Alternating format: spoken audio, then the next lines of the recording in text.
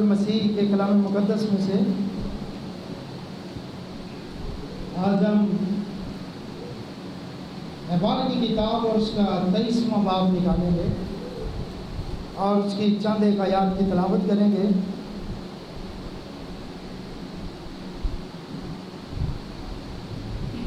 कलाम मुक़द्दस में मरकूब है, और खुदावन ने मूसा से कहा कि बनी इस्राएल से कह कि खुदावन की ईदें जिनका तुमको मुक़द्दस मजमों के लिए ऐलान देना होगा, मेरी वो ईदें ये हैं। 6 दिन काम काज किया जाए, पर 7वां दिन खास आराम का और मुक़द्दस मजमा का सबत है। उस रोज़ किसी तरह का काम ना करना, वो तुम्हारी सब सुकूनत गाहों में खुदावन का सबत है। खुदावन की ईदें जिनका ऐलान तुमको मुक़द्दस मजमों के लिए वक्त मुअय्यन पर करना होगा, सो ये हैं।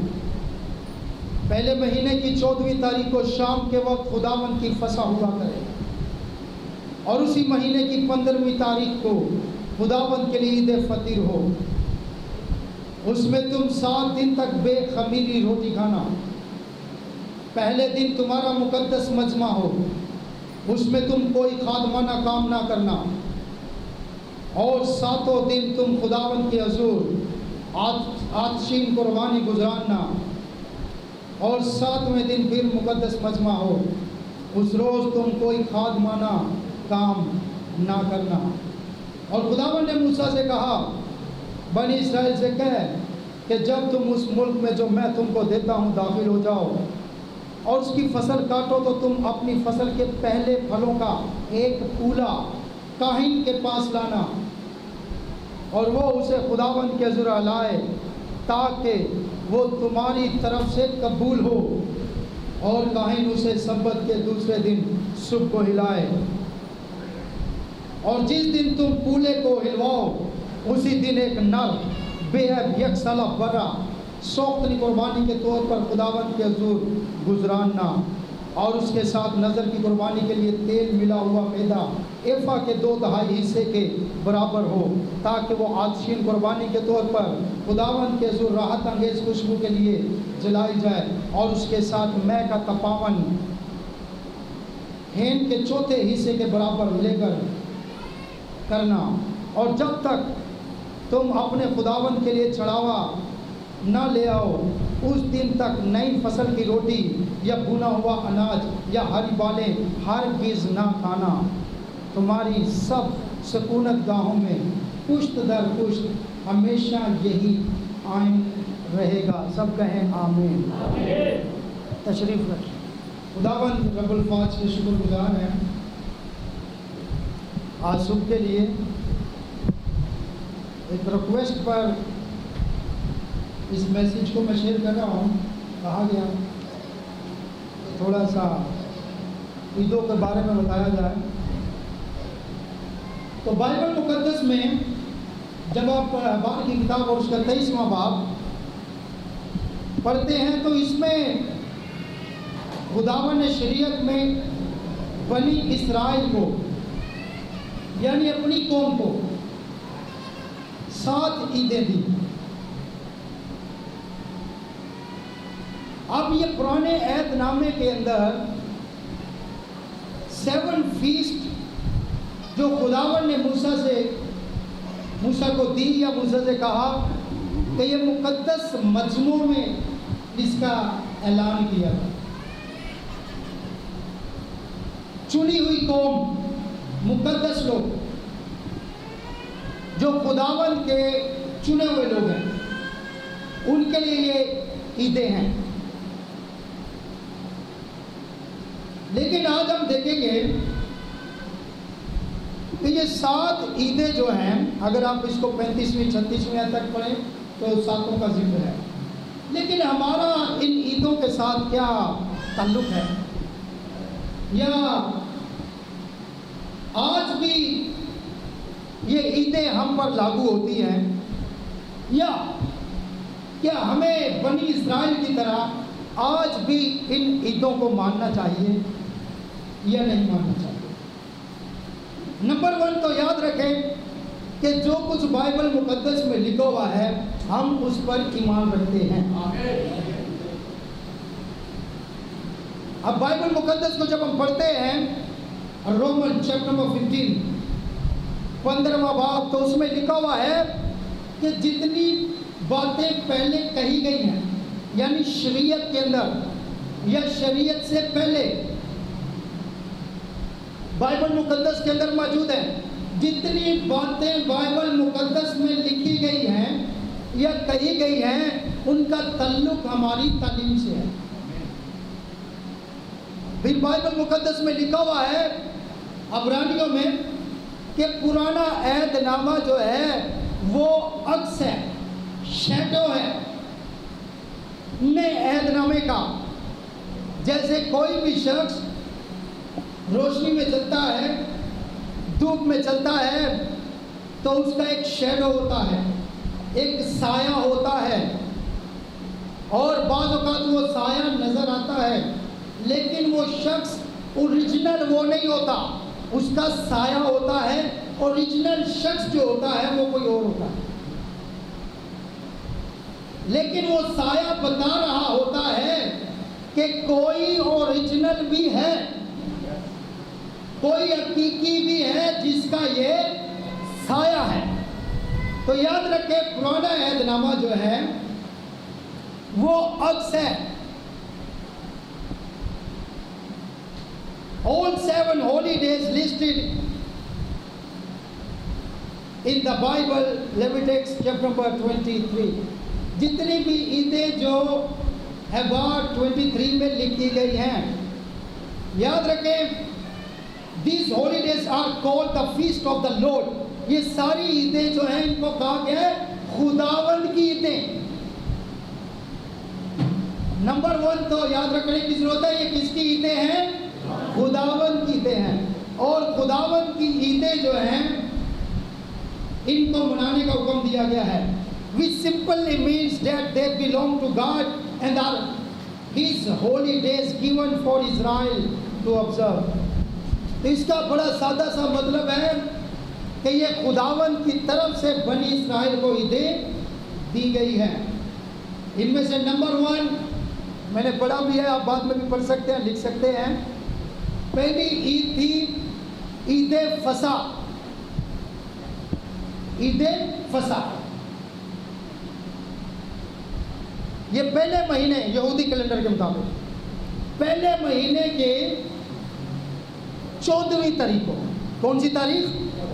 14 तारीख, पहले महीने की 14 तारीख निसान यहूदी कैलेंडर के मुताबिक उस महीने को जो फर्स्ट महीना होता है उसको निसान कहते हैं। तो पास ओवर की फीस्ट जो है ये मुकर्रर हुई थी। आपको पता है ये क्यों मुकर्रर हुई थी? बाइबल मुकद्दस में जब हम पढ़ते हैं तो खुदा ने जब बनी इस्राइल को कहा कि तुम एक बरा लेना और उसका खून अपने घर की चोटों पर लगाना, और वो खून जो है तुम्हारे लिए निशान ठहरेगा, और मौत का फरिश्ता जब आएगा उस खून को देखेगा तो तुम्हें छोड़ता जाएगा। तो ये इस याद में पासओवर का मतलब होता है गुजरना, फसा का मतलब होता है गुजरना, मौत का फरिश्ता गुजर जाएगा। और उन्होंने वैसा ही किया, और ये पहली ईद जो है वो मुकर्रर हुई, फर्स्ट फीस्ट। इसको क्या कहते हैं? फसा की ईद, पासओवर। अब पासओवर जो है ये बनी इस्राइल को दी गई, लेकिन हमारा इसके साथ क्या ताल्लुक है? दूसरी ईद थी अनलेवन्ड ब्रेड, ईद फतीर जिसको कहा गया, हमने पढ़ा है, बेखमीरी की रोटी।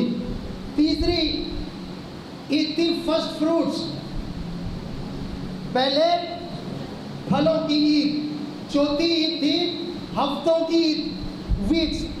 अभी पिछले दिनों में मैंने इस पर मैसेज दिया था, पेंटिकोस्ट भी जिसको कहते हैं। छठी ईद थी ट्रम्पट्स, नरसिंगों की ईद, 7वीं योम कफारा और 7वीं टैबरनेकल्स, खैमों की ईद ख़याम।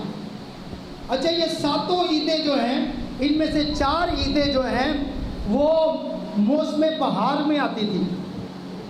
कौन से मौसम में? मौसम बहार, स्प्रिंग में।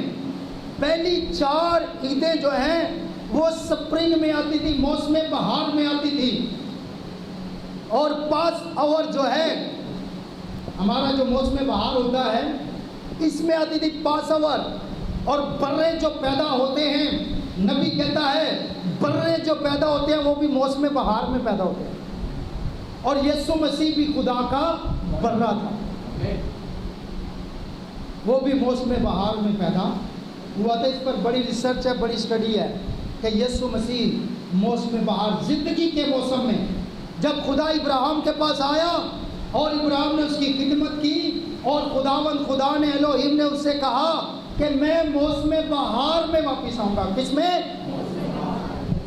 मौसम बहार में, लाइफ सीजन में, ज़िंदगी के मौसम में। मौसम बहार पतझड़ का मौसम जो होता है उसमें ज़िंदगी ख़त्म हो जाती है, दरख्तों के पत्ते झड़ जाते हैं और वो दरख्तों के पत्ते झड़कर आज नीचे गिर जाते हैं। और जब नीचे गिर जाते हैं उस वक़्त वो हरे होते हैं, मगर गिरने के बाद वो आहिस्ता आहिस्ता सूखना शुरू होते हैं, क्योंकि पत्तों के अंदर ज़िंदगी होती है। और पत्तों के अंदर आप कभी रिसर्च करें, पत्ते, भाई नदीम मुझे दिखाते, पत्तों के अंदर छोटी छोटी नसें होती हैं। जैसे इंसान के बदन के अंदर, दिमाग के अंदर, हाथों के अंदर छोटी छोटी वेन्स होती है, तो पत्तों के अंदर भी बड़ी बड़ी नसें होती हैं। तो वो जब दरख्त से कट जाते हैं तो उसके बाद ज़मीन पर गिर जाते हैं, तो उसके बाद उनकी ज़िंदगी ख़त्म हो जाती है। और जो ज़िंदगी होती है वो पत्तों में से निकलकर पतझड़ में ज़िंदगी निकलती है, वो पत्तों में से निकलती है और नीचे वापस जड़ में चली जाती है जहाँ से आई थी। अय्यूब की किताब 14वां बाब पढ़ें, वहाँ पर अय्यूब ने ये बात कही है। तो वो वापस चली जाती है। ब्रदर मैडम कहते हैं वो ज़िंदगी मरती नहीं, वो ज़िंदगी थोड़े अरसे के लिए महफूज हो जाती है, थोड़े अरसे के लिए वापस जड़ में चली जाती है। और फिर जैसे ही मौसम बहार आता है, ज़िंदगी का मौसम आता है, तो वही ज़िंदगी दोबारा जो है वो डालियों में जाती है और फिर से वो पत्ते हरे भरे होकर दोबारा जी उठते हैं। नबी कहता है अगर दुनिया में कहीं भी बाइबल ना होती और कहीं भी यीशु मसीह के मरने, दफन होने और जी उठने का पैगाम ना होता, तो मैं इस दरख्त से भी उस खुशखबरी को हासिल कर लेता कि मरना है, दफन होना है और फिर जी उठना है।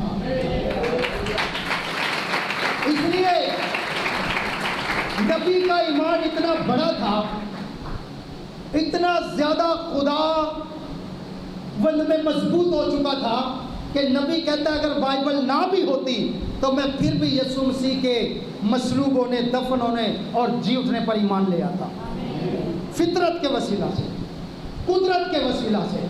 और हम लोग कितने खुशकिस्मत हैं कि हमारे पास तो बाइबल मुकद्दस बतौर सबूत मौजूद है और हमें इस पर ईमान रखना चाहिए। इसलिए मैं आपको बताना चाहता हूँ, ये मौत पतझड़ है और मौत आती है, ये कब्र में ले जाती है, मगर घबराए नहीं।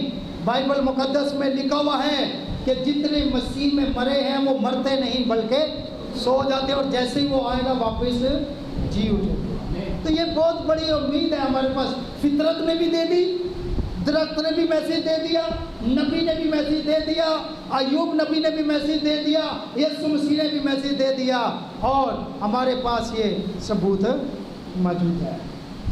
तो मेरे भाई मेरी बहन, ये सातों ईदें जो हैं याद रखें, बाइबल मुकद्दस की हर एक वर्ष, बाइबल मुकद्दस की हर एक बात नबी कहता है, हर एक बात बाइबल मुकद्दस की यीशु मसीह के साथ जुड़ी हुई है। यीशु मसीह बाइबल का मरकज है, यीशु मसीह बाइबल का मदार है, यीशु मसीह बाइबल का सेंट्रल पॉइंट है। अगर बाइबल में यीशु मसीह नहीं तो ये बाइबल पूरी नहीं है। इसलिए यीशु मसीह को बाइबल से निकाल दे तो बाइबल किसी काम की नहीं है। ये बाइबल तब ही बाइबल है जब इसमें मेरे यीशु का जिक्र है।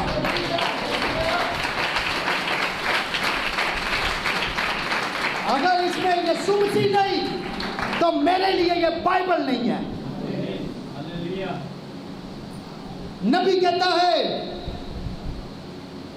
अगर आप बाइबल को पढ़ते हैं और हर ऐत के अंदर, हर वर्ष के अंदर आपको यीशु नजर नहीं आता तो फिर बाइबल दोबारा पढ़ें, फिर पढ़ने में गड़बड़ है। और याद रखें, अगर पढ़ने से समझ ना लगे, अगर पढ़ने से समझ ना लगे तो फिर उस्ताद की जरूरत है, फिर पास्टर की जरूरत है, फिर खादम की जरूरत है, नबी की जरूरत है। खाली किताब किसी काम की नहीं है।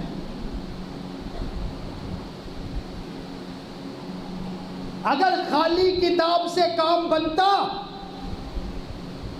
खाली किताब से काम बनता तो स्कूलों में सिर्फ किताबें होती, टीचर ना होते।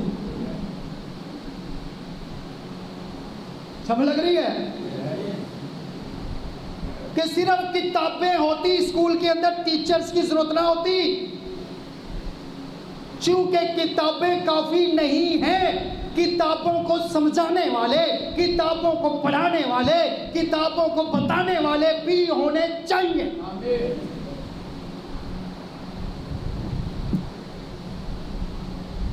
इसलिए याद रखें, अगर खाली किताब काफी होती तो अदालतों में जज वकीलों की जरूरत ना होती, खाली किताबें ही पढ़ी होती। तो खाली किताब काफी नहीं, हम तो ईमान रखते हैं। तो रखो ईमान, रखो, शैतान तुमसे ज्यादा रखता है, इससे क्या फर्क पड़ता है? ईमान रखो लेकिन समझ के साथ। रोमियो पहला बाब पढ़ें, वो ईमान तो रखते हैं, वो खुदा के लिए गैरत भी रखते हैं, मगर समझ के साथ नहीं। There is no understanding without the understanding. और याद रखें, बगैर समझ के यही कलाम बगैर समझ के आपके लिए बरकत की बजाय लानत बन जाता है। बाइबल पढ़ लो, बाइबल में लिखा क्या पाकिशा बरकत है? क्या पाकिशा जिंदगी है? क्या पाकिशा हमेशा की जिंदगी में लेकर जाएगी? क्या पाकिशा यीशु मसीह का हुक्म है?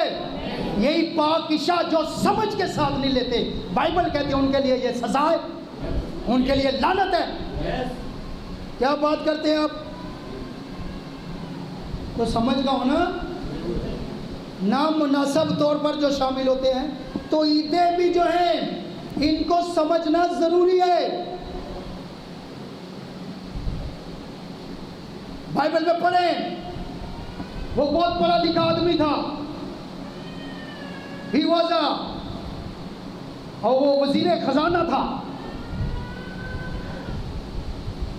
पढ़ा लिखा बंदा था, वजीर खजाना, बहुत अच्छा मैथमेटिक्स था, कॉमर्स में वो उसने स्टडी की हुई थी। जा बैंकिंग में कॉमर्स ही चलता है, बिजनेस में। बड़ा पढ़ा लिखा बंदा। तो पता है बग्गी पे बैठ कर जा रहा था और पढ़ रहा था यशायाह का सहीफा। क्या पढ़ रहा था? द बुक ऑफ यशायाह का सहीफा पढ़ रहा था, समझ नहीं रहा था, पढ़ रहा था, समझ नहीं रहा था। खुदा के फरिश्ते ने कहा फिर बस जा, वो जो बंदा जा रहा है ना पढ़ा लिखा, जा, उसको शौक है लेकिन समझ नहीं रहा। मैं आपको बताना चाहता हूँ मेरे भाई मेरी बहन, किताब खाली होना काफ़ी नहीं है, पढ़ लेना काफ़ी नहीं है, इसकी अंडरस्टैंडिंग होना बहुत ज़रूरी है।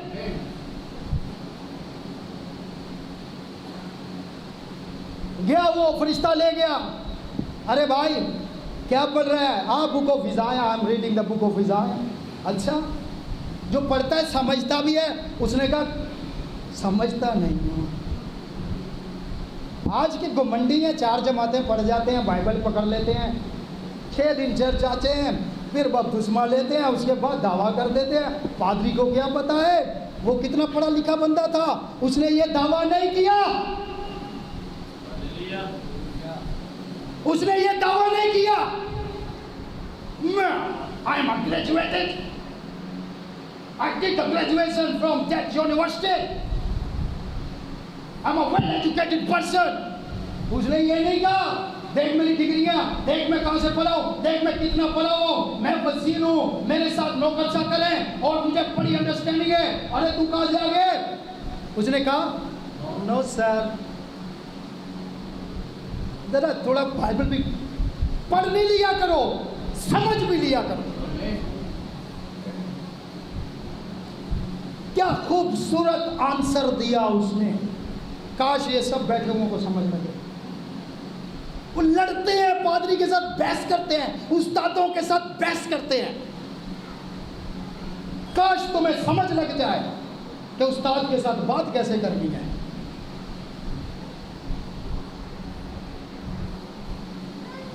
उसने कहा मैं क्यों कर समझ सकता हूं जब तक कोई मुझे समझाए ना। हालेलुया। मैं क्यों कर समझ सकता हूं जब तक कोई मुझे, इसका मतलब किताब तो पढ़ता हूं लेकिन समझ नहीं है।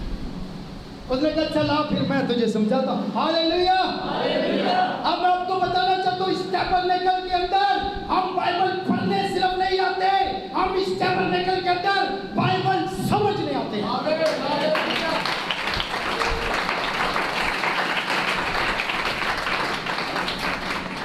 ये जो मजमा लगा हुआ है, पढ़ तो घर पे भी सकते हैं आप,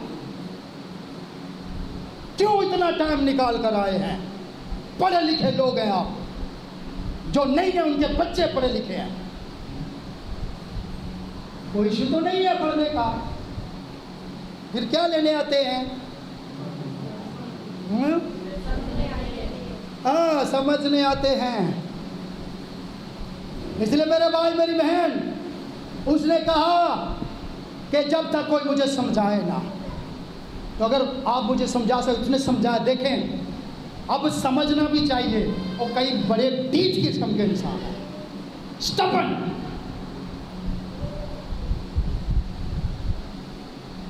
उसने कहा जो लिखा हुआ है ना, ये पता क्या लिखा हुआ था बर्रे के बारे में? हिमालय की किताब पढ़े, लिखा हुआ था जैसे भेड़ अपने बाल कुतरवाने वाले के सामने खामोशी से चली जाती है। वो पढ़ रहा था, समझ नहीं रहा था। ये सारा यीशु मसीह के बारे में था। फिलिप्पस ने कहा अब सीखो, जैसे कहा मियाँ मैं तुझे समझाता हूँ, तुझे पता है ये भेड़ कौन है? देखो ये खुदा का बल्ला है जो जहाँ के गुनाह उठा ले जाता है। ये तेरे गुनाहों को उठा ले गया है, और आज अगर तू इस पर ईमान लाए दिलो जान से, तो तू निजात पा सकता है।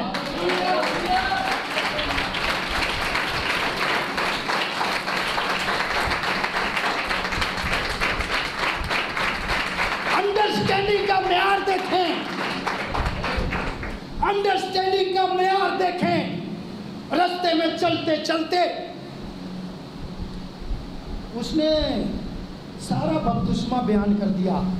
आज आपको पता है कि बपतिस्मे दिए जाएंगे जो लोग बपतिस्मा लेने चाहते हैं। जिन्होंने नहीं लिए, काश उनको समझ आए तो ले, वरना जरूरत नहीं है।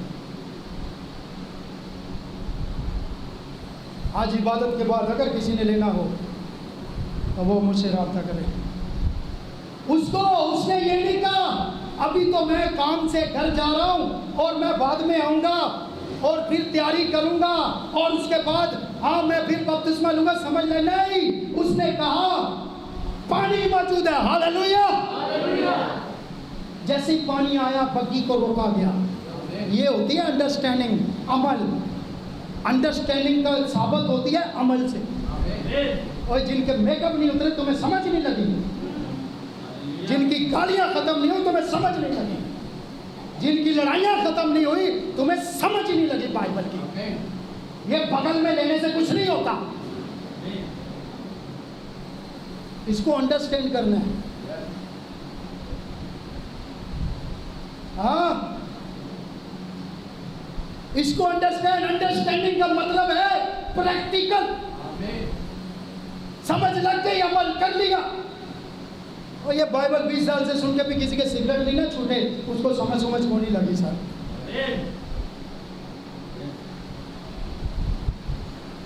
जिसको समझ लग जाती है वो कल तो दूर की बात है, वो अगले घंटे का भी इंतजार नहीं करता। उसने कहा अभी इसी घड़ी कौन सी चीज है जो मुझे रोक सकती है। हालेलुया। अब कौन सी चीज है जो आपको अमल करने से रोकती है? तो ये ईदें जो बाइबल मुकद्दस में है, इनकी अंडरस्टैंडिंग होना बहुत जरूरी है।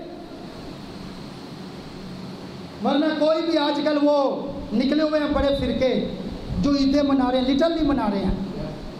कोई तंबू लगा के मना रहा है, कोई खजूरें लगा के मना रहा है, कोई फसा मना रहा है, कोई बकरे ज़बा कर रहा है, कोई टोपियां पहन रहा है, कोई दाढ़ियां रख रहा है। तो समझना चाहिए नहीं, कहीं गुमराह ना हो जाना। बड़े बड़े पादरी हो गए ना समझ की वजह से। हालेलुया। क्या यीशु मसीह के लिए जोरदार तालियां बजाएंगे?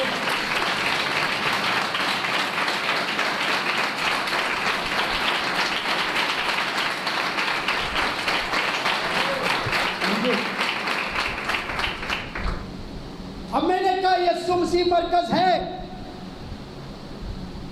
जब उसको समझ लगी तो उसने बपतिस्मा लिया, और बपतिस्मा भी कौन सा? यीशु मसीह के नाम में। हालेलुया। सही समझ लग गई उसको। अगर किसी ने यीशु मसीह के नाम पर बपतिस्मा नहीं लिया तो आपको दोबारा लेना पड़ेगा, क्योंकि गुनाहों की माफी यीशु मसीह के नाम पर। तो मरकज वही है। अब याद रखें, ये 7 ईदें जो हैं ये यीशु मसीह के साथ जुड़ी हुई हैं। इनकी तकमील यीशु मसीह में है। ये पुराना अहदनामा शैडो है, शैडो। आप मुझे बताएं, खेमा इज्तिमा, tabernacle of Moses, tabernacle of congregation in the old testament. पुराना अहदनामे का खेमा इज्तिमा जो टैबरनेकल था वो क्या था? नमूना था। नमूना था ना। हैकल जो सुलेमान ने बनाई वो क्या थी? नमूना। किसका? टैबरनेकल किसका नमूना था? हैकल किसका नमूना था? असल हैकल का, जिसको पौलुस रसूल ने नए अहदनामे में कहा, क्या तुम नहीं जानते तुम जिंदा खुदा का मक़दस हो? असल हैकल तो तुम हो। इसका मतलब है in the old testament there was a shadows, नकलें थी। इसी तरह ईदें भी पुराने अहदनामे की कोई आने वाली तस्वीर का अक्स थी। और ये सारी की सारी ईदें, एक नहीं, 2 नहीं, 3 नहीं,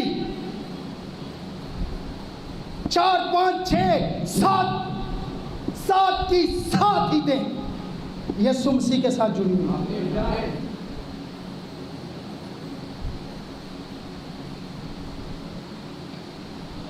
पहली 4 ईदें, Passover, unleavened bread, first fruits and weeks.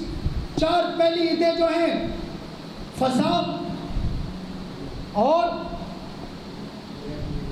ईदे फतीर, बेखमीर रोटी, बेखमीरी रोटी खाना, खमीर वाली ना खाना, और फर्स्ट फ्रूट पहले फल की ईद, और पेंतिकोस हफ्तों की ईद। ये चारों की चारों महीने का स्प्रिंग में आती हैं। और ये चारों की चारों यीशु मसीह के साथ जुड़ी हुई है। ये चार यीशु मसीह की पहली आमद के साथ जुड़ी हुई है। जब यीशु मसीह फर्स्ट टाइम दुनिया में आए तो ये चारों ईदें यीशु मसीह ने अपनी जिंदगी में पूरी की। पहली चार ईदें जो है, फीस जो है, ये यीशु मसीह की पहली आमद के साथ जुड़ी हुई है, और बाकी तीन जो ईदें हैं वो यीशु मसीह की दूसरी आमद के साथ जुड़ी हुई है। ये सारी उसके साथ जुड़ी हुई है। उसने कहा मैं शरीयत को मनसूख करने नहीं आया, मैं शरीयत को मनसूख करने नहीं आया बल्कि पूरा। तो पूरा उसने किया ना। आप शरीयत पूरी कर सकते हैं? मैं तो हाथ उठाता हूं, मैं नहीं कर सकता। नहीं, किसी में तप्पड़ है तो करे, किसी में तप्पड़ है तो करे। बाइबल कहती है कोई भी शरीयत को पूरा नहीं कर सकता। पुराने ऐद में, नए ऐदनामे के अंदर अभी भी अगर कोई शरीयत को मानता है तो पूरा नहीं कर सकता। बनी इस्राएल भी शरीयत के वसीले नहीं बच सकते, बनी इस्राएल भी फजल के वसीले बचेंगे।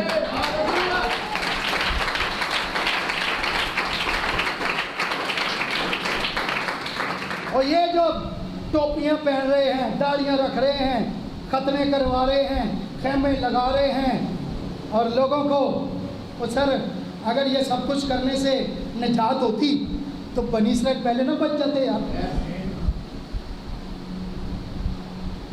तुम बाद में अभी आए हो,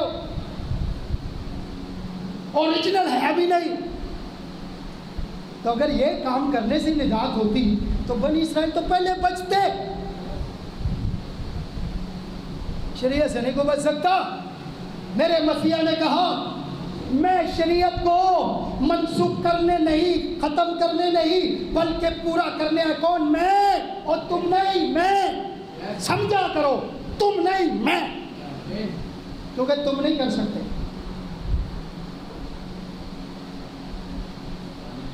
उसने पूरा की, उसने शरीयत पूरी की, इसलिए हमें अब वो काम करने की जरूरत नहीं है।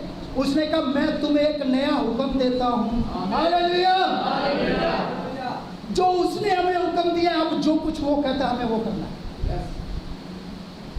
वो कहता है ईदें मानो तो मानो, वो कहता है ईदें पूरी हो गई तो फिर ये मानो।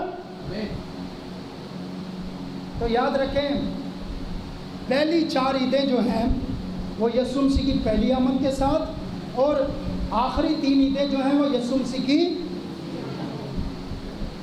किसके साथ जुड़ी हुई है? दूसरी आमद के साथ। अच्छा, इन दोनों के बीच में गैप है, इन दोनों के बीच में एक वक्फा है। चार ईदें पहली आमद में, तीन ईदें दूसरी आमद में, सेंटर में वक्फा। ये क्या है?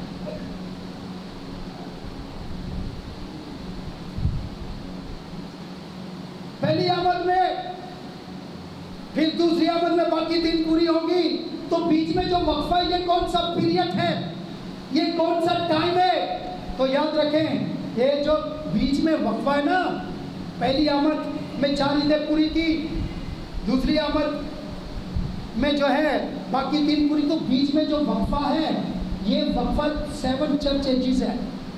ये मैं और आपके लिए ये वक्फा, ये वक्त है जिसमें गैर कौम बचाई जा रही है। 7 कलीसियाई ज़माने हैं। आपको पता है पहला कलीसियाई ज़माना जो है उसकी बुनियाद किसने रखी?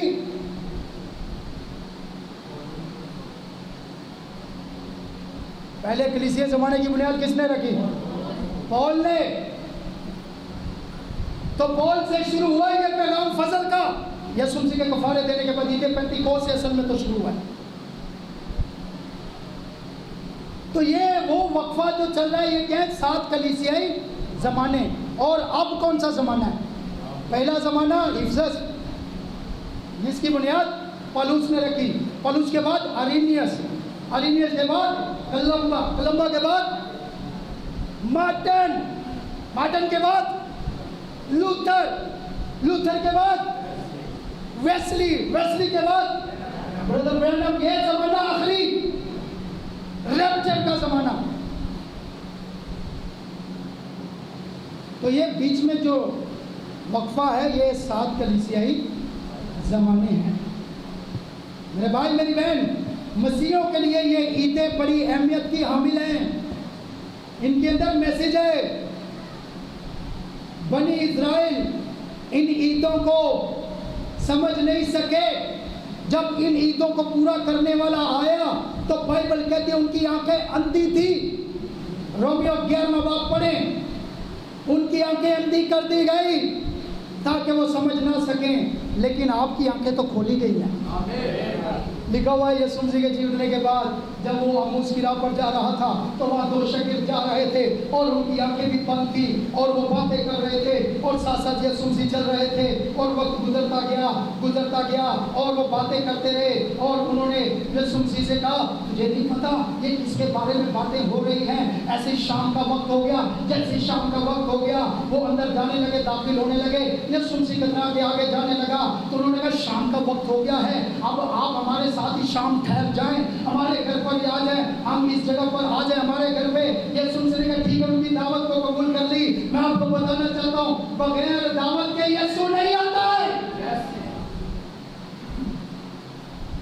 साथ चलता भी होगा फिर भी आगे उसको आपकी रोटी का लालच नहीं है यार, चाय का लालच थोड़ी है उसको।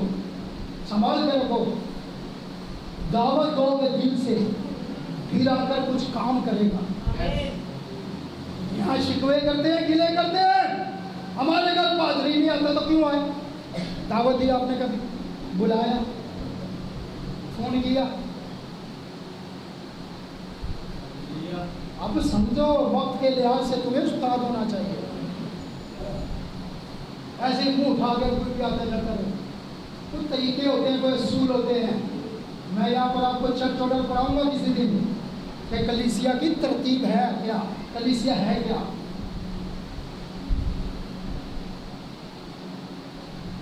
आज हमारे साथ अंदर चले आए।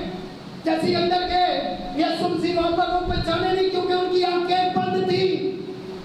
और जब उन्होंने रोटी लगा दी, खाना लगा दिया और रोटी खाने लगे तो यीशु मसीह ने रोटी तोड़ी। हालेलुया! यीशु मसीह ने रोटी तोड़ी तो उनकी आंखें भी खोल दी। अब मैं आपको बताना चाहता हूँ, जब ये रोटी तोड़ी जाती है, ये जजमेंट तोड़ी जाती है, तो फिर आपकी आंखें खुलती हैं। कैसे आंखें नहीं खुलती?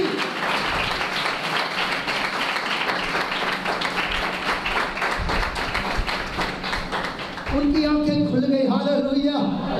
आपकी आंखें खोली गई हैं, आपकी आंखें खोली गई हैं, मगर यहूदियों की आंखें बंद की गई थी।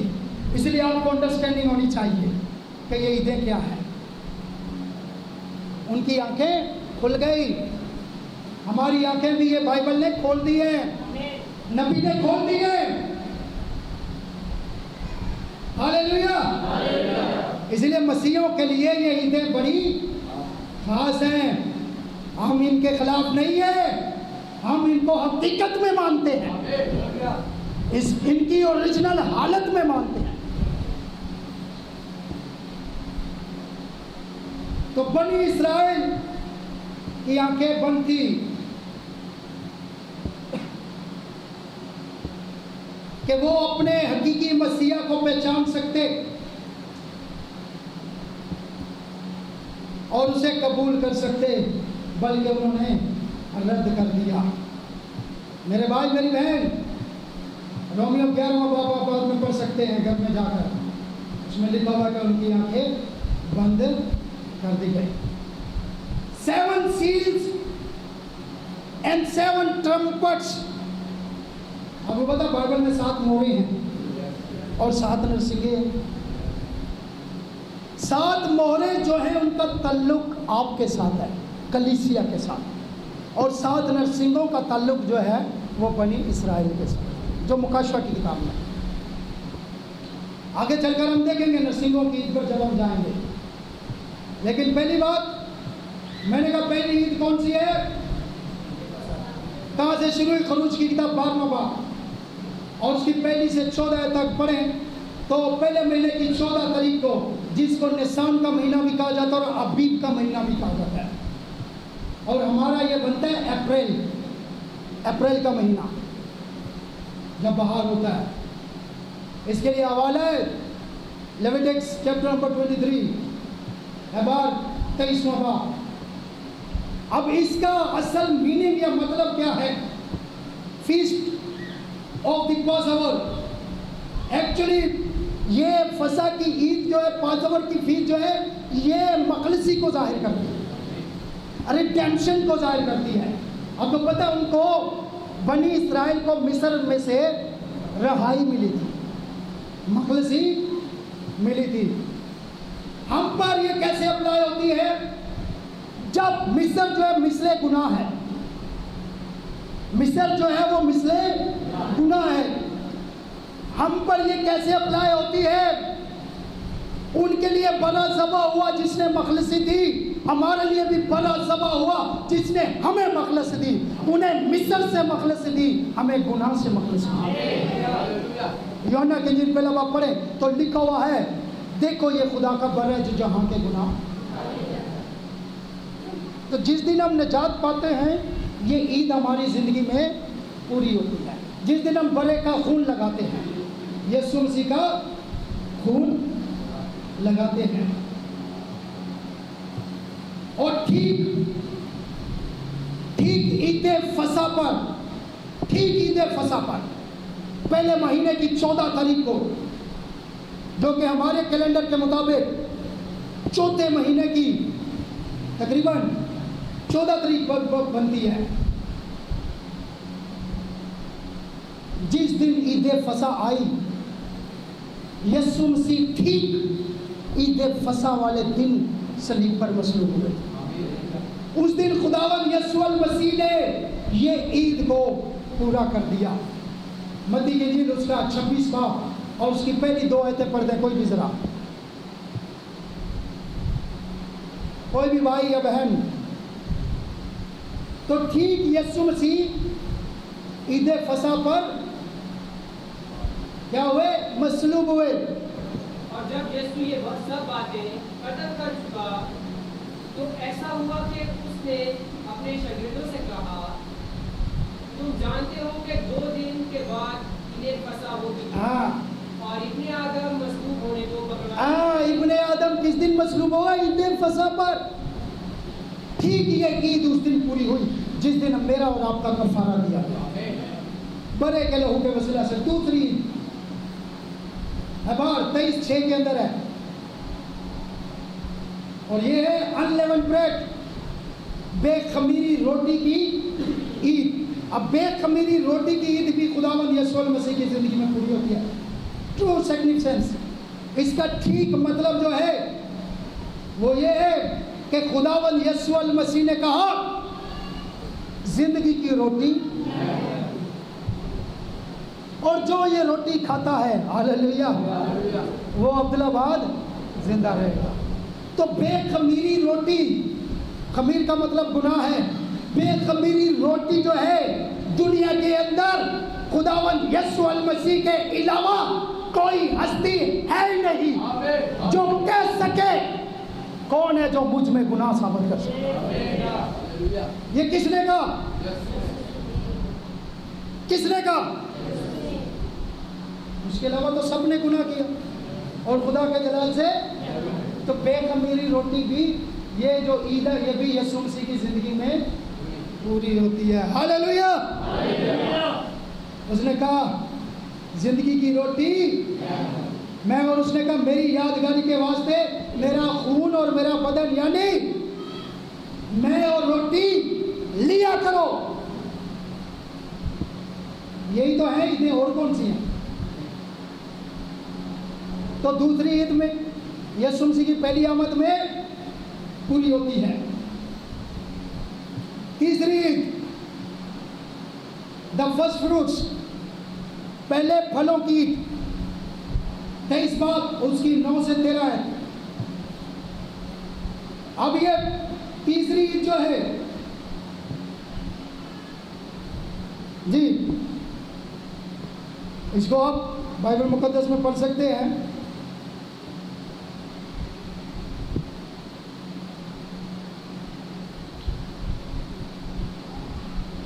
एबार की किताब और उसका 23वां बाब, और इसके अंदर ये तीसरी ईद का जिक्र मौजूद है। और ये तीसरी ईद जो है फर्स्ट फ्रूट्स की, ये किस चीज को जाहिर करती है? ये यीशु मसीह के पहली ईद ईद फसा, मर गया, मसलूब हुआ। दूसरी ईद अनलेवेंड ब्रेड, बेखमीरी रोटी, वो था, उसका बदन कब्र में रख दिया गया। तीसरी ईद पहला फल, जी उठने वालों में पहला फल यीशु मसीह है। तो तीसरी ईद जो है फर्स्ट फ्रूट की, वो भी यीशु मसीह की जिंदगी में पूरी होती है। आप ये हवाला नए अहदनामे में पढ़ सकते हैं, पहला कुरिन्थियों 15वां बाब, उसकी 20 से 23वीं आयत को पढ़ें भाई जरा।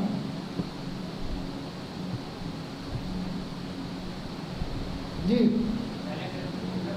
15-20। लेकिन फिर वाकई यीशु मुर्दों में से जी उठा है, हाँ, और जो सो गए हैं उनमें पहला, जो सो गए उनमें क्या है? पहला फल है जी। क्योंकि जब आदमी के सबब से मौत आई। ठीक है, एक और हवाला आप पढ़ लें, यूहन्ना की इंजील 12वां बाब 24वें आयत में पढ़े। यीशु मसीह ने खुद कहा, जब तक गेहूं का दाना जमीन में गिरकर मर नहीं जाता, ये गेहूं का दाना वो खुद था, अकेला रहता है, और जब जमीन में चला जाता है तो उसके बाद मौसम बहार में जब जी उठता है तो फिर उसके साथ बहुत सारे दाने होते हैं। तो पहला फल जो है जी उठने वालों में कौन है? अच्छा, अगर यीशु मसीह पहला फल है तो इससे पहले तो लाजर भी जिंदा हुआ था, इससे पहले तो बेवा का बेटा भी जिंदा हुआ था, इससे पहले तो यार की बेटी भी जिंदा हुई थी नहीं हुई थी? तो फिर यीशु मसीह कैसे पहला फल हुआ? हाँ, लिखा हुआ जी उठने वालों में यीशु मसीह क्या है? पहला फल, फर्स्ट फ्रूट। ये तीसरी ईद यीशु मसीह की जिंदगी में पूरी होती है पहली आमद में। तुम, लेकिन मेरा क्वेश्चन ये है कि पहला फल कैसे है?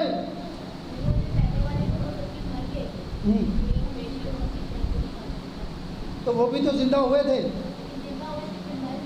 फिर मर गए थे जी।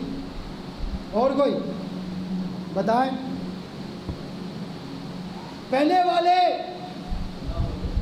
जिंदा हुए थे, लाजर जिंदा हुआ, यार की बेटी जिंदा हुई, बेवा का बेटा जिंदा हुआ, मगर वो जिंदा तो हुए, मगर फिर मरने के लिए जिंदा हुए, फिर मरने के लिए।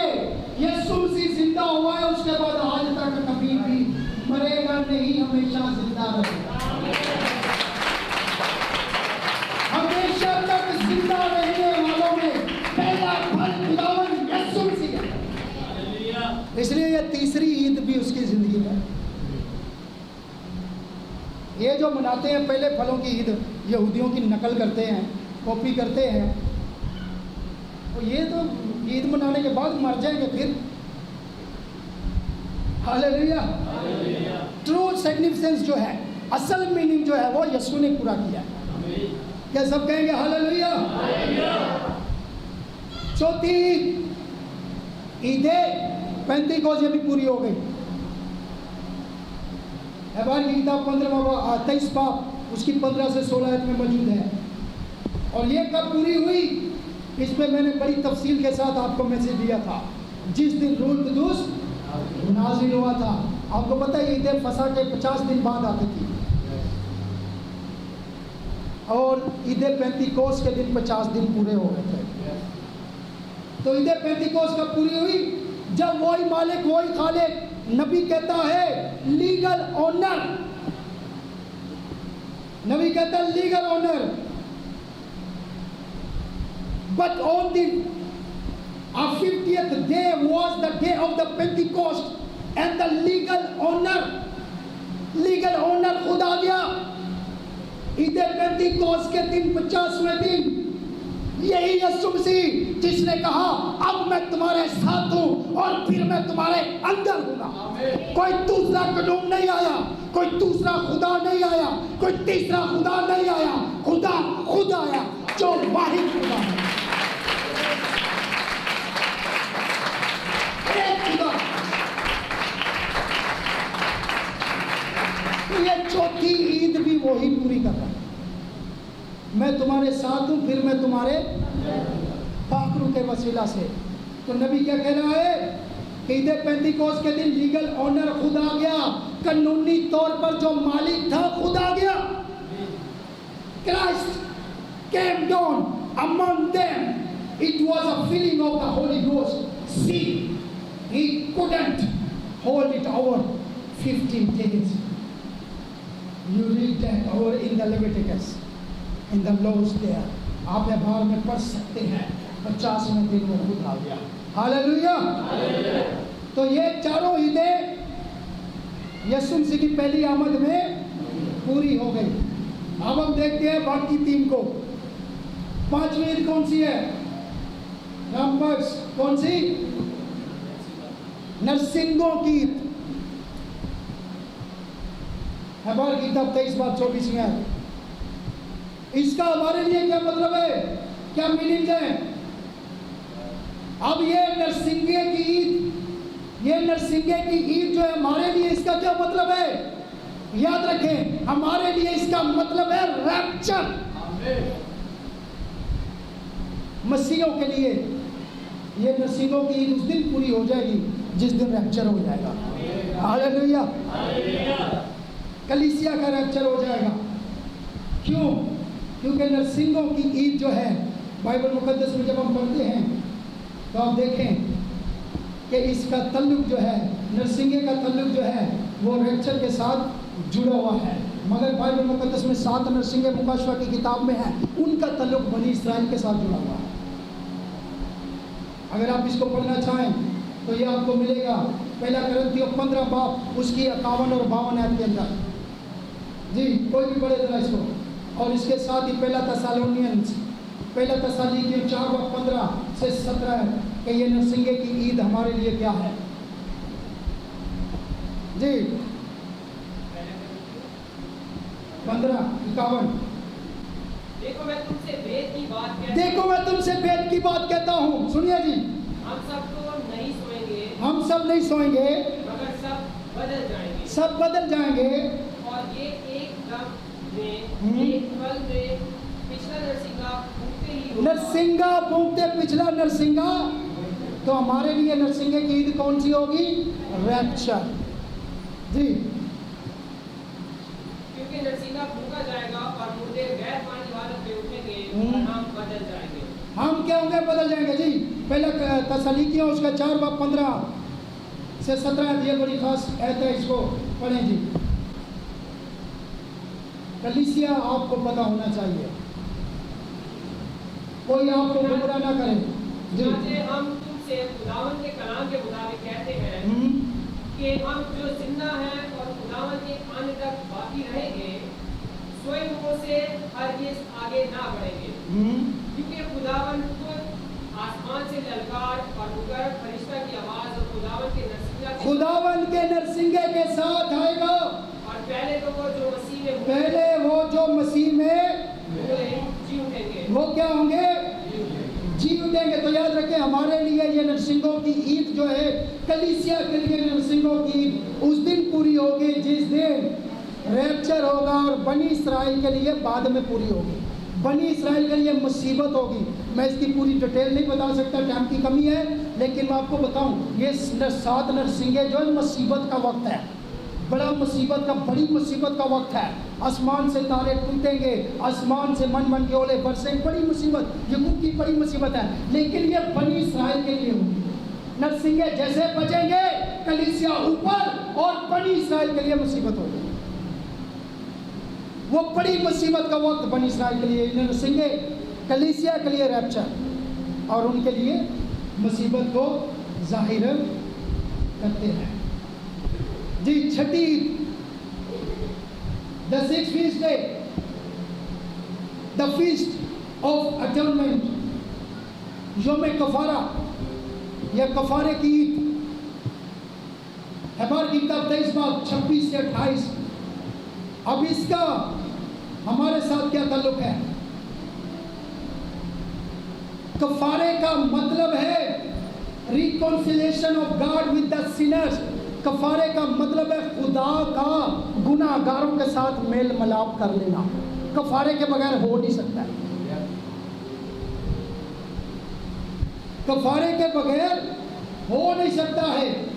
पुराने अहदनामे में ये साल में एक दिन आता था जिसमें हाई प्रीस्ट जो है, सरदार कायन जो है, वो पाक तरीन मकाम में दाखिल होता था और बनी इसराइल का कफारा देता था और उनके गुनाहों को पाक करता था। अब याद रखें, हमारे लिए कफारे का दिन वो दिन है जिस दिन हम यीशु मसीह को कबूल कर लेते हैं।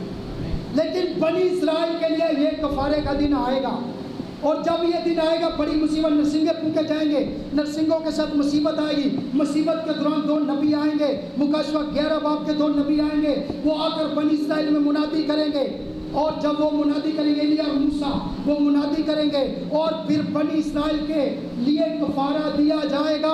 और वो कफारा को नया नहीं दिया जाएगा, वही पुराने कफारे का पैगाम दिया जाएगा। और वो पुराना कफारा जो है वो मेरा और आपका खुदावंद यीशु मसीह है।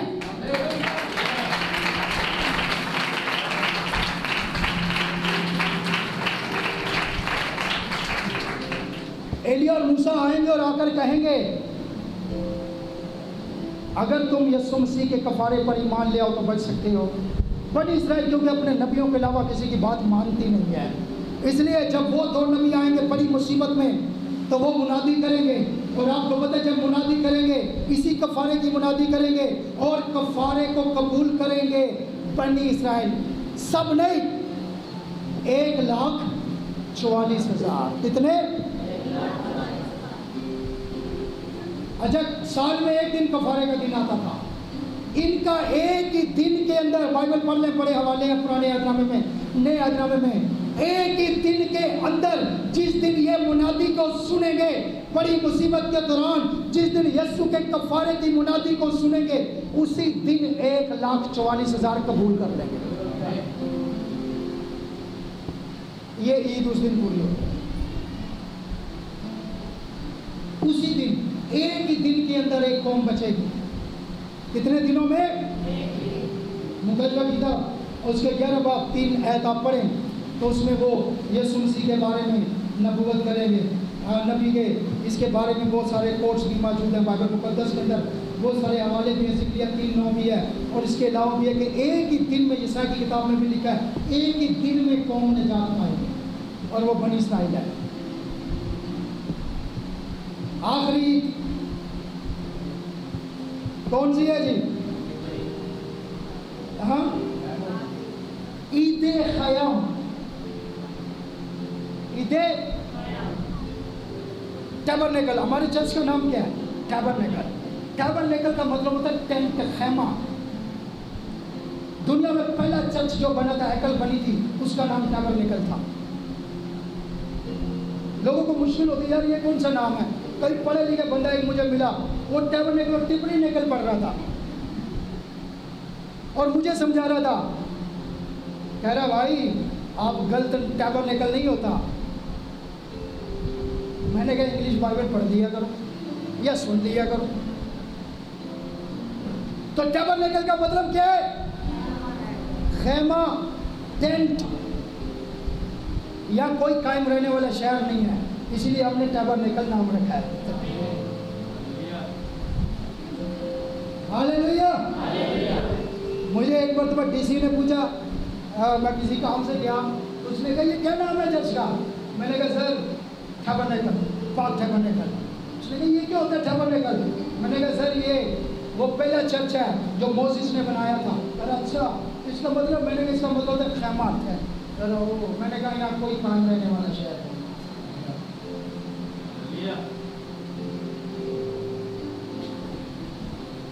ब्रदर ब्रैनम के चर्च का नाम क्या था?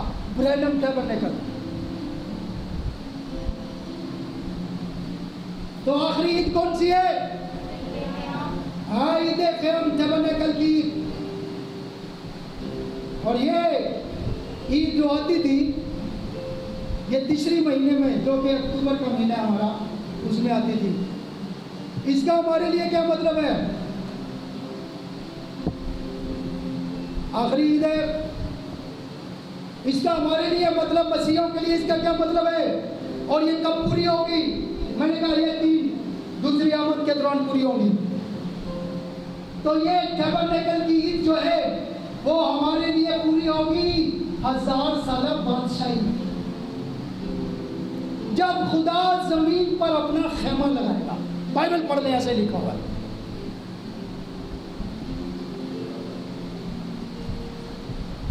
ईसाई की किताब दूसरे बाब की दूसरी से चौथी आयत में पढ़ें तो इसकी यहाँ पर मंजर कशी की गई है। नबी कहता है there will be a millennium, the old will be a young, there forever. Millennium होगा, 1000 साल बाद से होगी। कोई भी बूढ़ा बूढ़ा नहीं रहेगा, जवान हो जाएगा वहां पर। कोई बीमार बीमार नहीं रहेगा, वहां पर तंदुरुस्त होगा। खुदा के खाने में घर बनाए जाएंगे, वहां रहा जाएगा। शेर और बकरी इकट्ठे रहेंगे, बैल और भेड़िया इकट्ठे रहेंगे, सांप और बच्चा इकट्ठे खेलेंगे। कोई नुकसान पहुंचाने वाला कोई शरीर वहां नहीं होगा। हालेलुया। ये मिलेनियम है, देयर विल बी मिलेनियम। ईसाई की किताब उसका 65 बाब 17 से पढ़ लें, वहां पर भी इसकी तस्वीर कशी की गई है। ईसाई की किताब 24 बाब पढ़ लें, जिक्रिया की किताब 14 बाब। मेरे भाई मेरी बहन, बाइबल कहती है 1000 साल के लिए शैतान को बांध दिया जाएगा। अभी शैतान खुला हुआ है, 1000 साल के लिए बांध दिया जाएगा। और बाइबल कहती है फिर इल्जाम लगाने वाला मजीद इल्जाम नहीं लगा पाएगा। ये जो एक दूसरे पे इल्जाम लगाते हैं ना, मैं थोड़ी गलत हूँ, वो गलत है, वो थोड़ी गलत है, वो गलत है, मैंने ऐसा नहीं किया, उसने ऐसा किया। यही फितरत थी आदम के अंदर, पुराने आदम में यही फितरत थी। खुदा ने कहा तूने क्यों खाया? उसने कहा मैंने थोड़ी खाया, ये जो बीवी तूने दी है ना, इसने मुझे खिलाया। अपनी गलती नहीं मानते, दूसरे पर इल्जाम। औरत से पूछा तूने ये क्यों किया? उसने कहा सांप ने मुझे बहकाया। और